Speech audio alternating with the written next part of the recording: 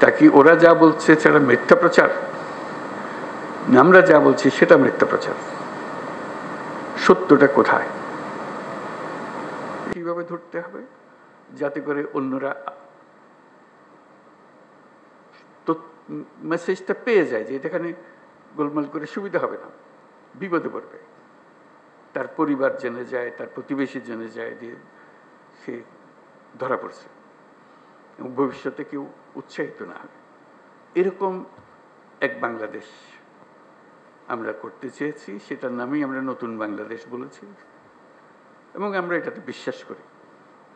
এটা শুধু কথা দিয়ে আপনাদেরকে সন্তুষ্ট করে আজকের মতো বিদায় নিলাম ওরকম না, এটা এটা করতে হবে এবং দ্রুত করতে হবে। এটা ভবিষ্যতে একদিন হবে, এটা কথা বলে লাভ নেই। ভবিষ্যৎ তো আর আমরা কোনদিন দেখবো না, আমরা বর্তমানের মধ্যে আছি, বর্তমানেই করে যেতে হবে যা কিছু।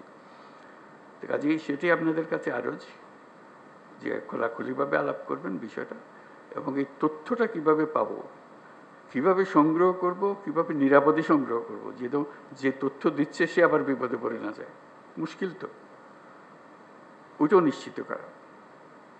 এবং সত্যি সত্যি প্রকৃত দোষী ব্যক্তি চিহ্নিত হয়েছে এবং সবাই আনন্দিত হয়েছে যে খবরটা ঠিক জায়গাতে পৌঁছেছে এবং সেই খবরটার একটা প্রতিকার এসছে।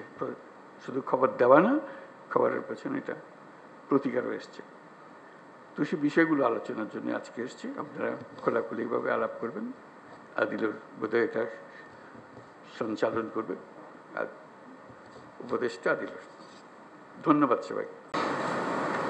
তখন দুর্গাপূজার সময় আসলো, তখন বললাম যে একটা সুযোগ,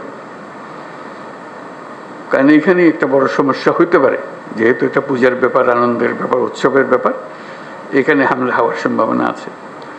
আমাদেরকে নিশ্চিত হতে হবে যে হিন্দু সম্প্রদায়ের উপরে কোনো রকমের হামলা যেন না হয়।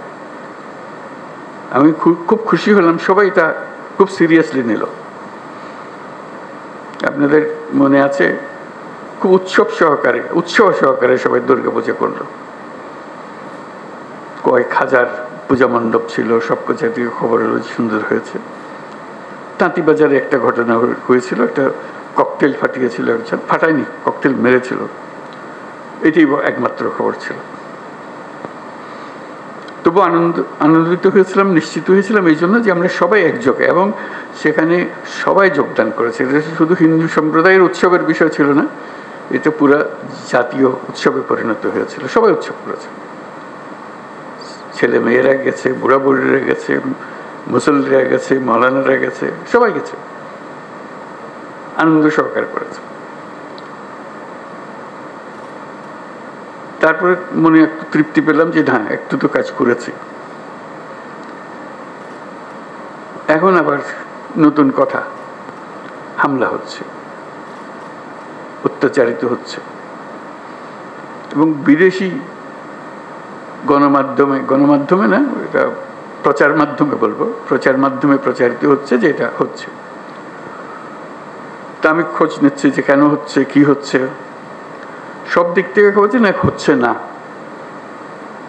ওই যে এক খবর হলো হচ্ছে, আর খবর হলো হচ্ছে না, মাঝখানে একটা ফাঁক থেকে যাচ্ছে, এটা ঠিক না। এটার অবসান হতে হবে। আমাদেরকে যে তথ্য আমরা পাচ্ছি সেই তথ্য ভুল হতে পারে, কাজে তথ্যের উপরে ভরসা করে বসে থাকলে কিছু নাই, এটা অন্ধের মতো বসে থাকার মতো।